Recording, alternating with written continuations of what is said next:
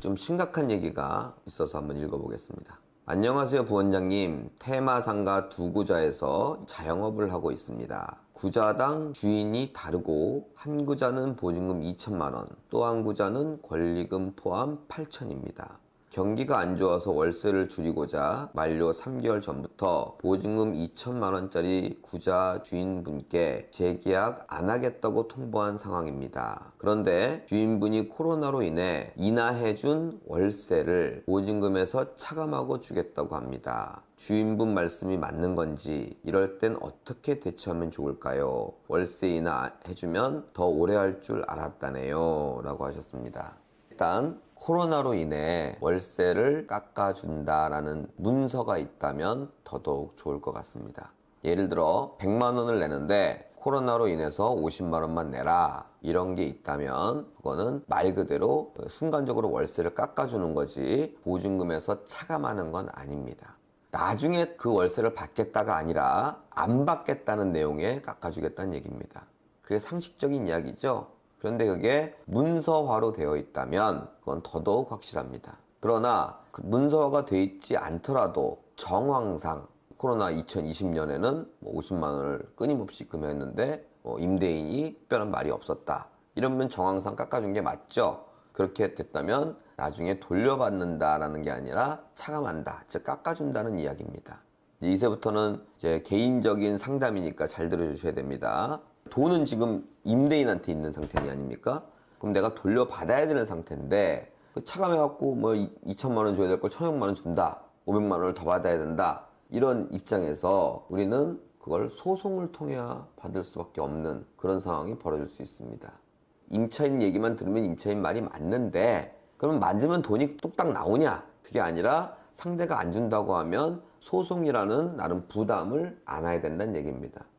소송의 부담과 내가 깎이는 그 비용이 산수를 때려 봤을 때 그냥 좀 덜 받고 말지 이게 나을지, 아니면 소송으로 가갖고 꼭 그 돈을 받아야 될지는 실질적으로 임차인이 판단해야 될 문제입니다.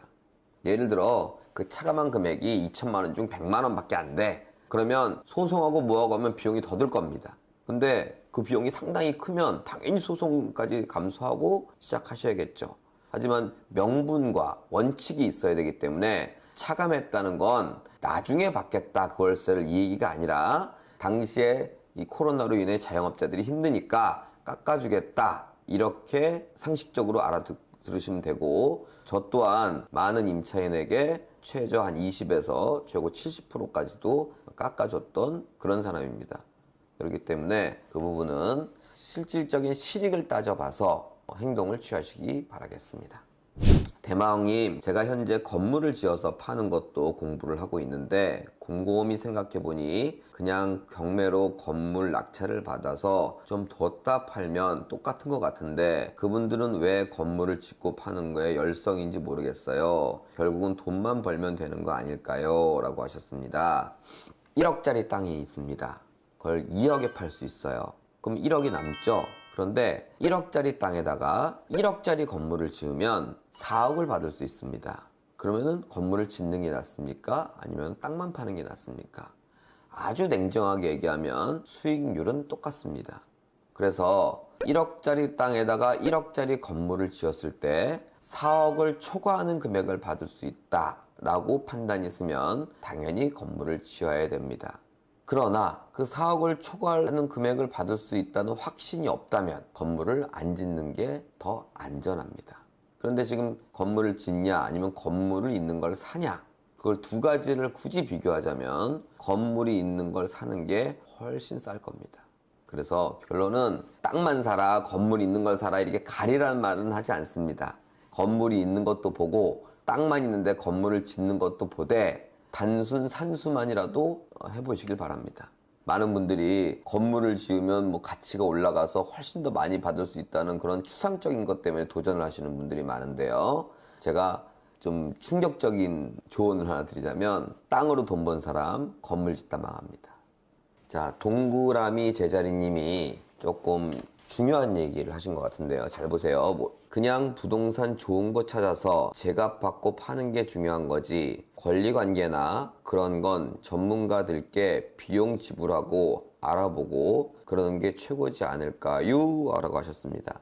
자, 단답형 네, 아니오로 말씀을 드리자면 저는 네라고 하겠습니다.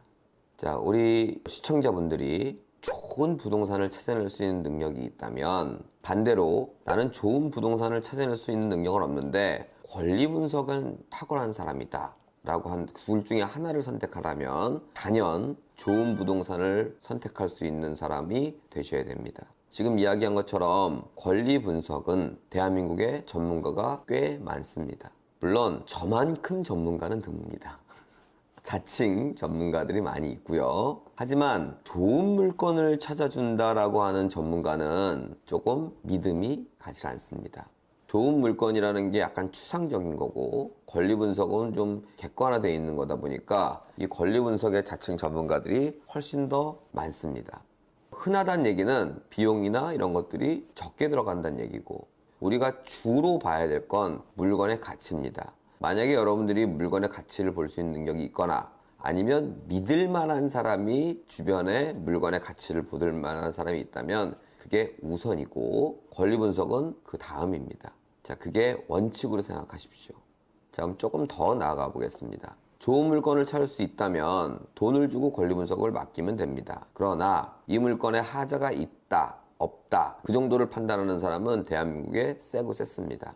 그러나 그 하자를 풀 수 있다, 풀 수 없다를 말하는 사람은 대한민국의 극소수입니다. 따라서 하자가 있다, 없다를 판단하는 것보다 더 깊게 하자를 풀 수 있냐, 없냐까지 가게 된다면 거기에도 또 비용이나 또는 노력이 많이 들어갈 겁니다. 그럼에도 불구하고 물건의 가치만 볼 수 있는 사람, 그게 우선이고, 두 번째는 권리 분석을 할 줄 알아야 되고, 마지막으로 깊게 들어간다면 하자를 풀어야 되는 그런 과정이 있습니다. 제가 교육을 하는 건 여러분들이 독립적으로 그 모든 것을 다 했으면 최고로 좋겠으나 적어도 이런 순서는 알아야 된다는 얘기입니다. 공부를 시켜보면 내 물건은 보지 않고 책상에서 권리 분석만 하는 분들이 계십니다. 그런 분들은 투자하고 성향이 맞지 않은 거예요. 본인이 권리 분석에 취미가 있고 잘하니까 스스로가 그거에 대해서 재미를 붙이고 그렇게 공부를 하는데, 그렇게 되면 굉장히 투자하시는데 어려움이 크거나 아니면 못할 수도 있습니다. 그래서 제일 좋은 건 좀 꾸준히 공부해서 깊이 있는 경매를 하십사 하는 거고, 두 번째로 바라고 싶은 건 원칙은 서 있어야 됩니다. 원칙은 서 있어야 된다는 거는 물건의 가치가 우선이고 권리가 그 다음이다. 마지막으로 제일 얕게 설명드리자면 전문가가 이게 왜 하자가 없니 있니를 알아들을 수 정도는 있어야 된다는 얘기입니다. 지금 부동산 또는 금융 또는 돈 이런 것들을 몰라서 돈을 못 벌고 또는 돈으로 피해를 보는 사람이 한둘이 아닙니다. 대표적인 사례, 이번에 전세 사기 이런 것들이 알았다면 당하지 않았을 거예요. 그래서 기본적인 건 여러분들이 알고 가십사 하는 마음에 제가 유튜브도 하고 강의도 하는 겁니다. 그리고 그런 거에 대한 좀 깊이가 있는 공부를 하실 분들은 좀 꾸준히 해주시길 바라겠습니다. 여기 이 세상으로 들어오면, 깊게 들어오면 막 돈이 보입니다. 여러분들도 그런 돈이 보이시길 바라겠습니다.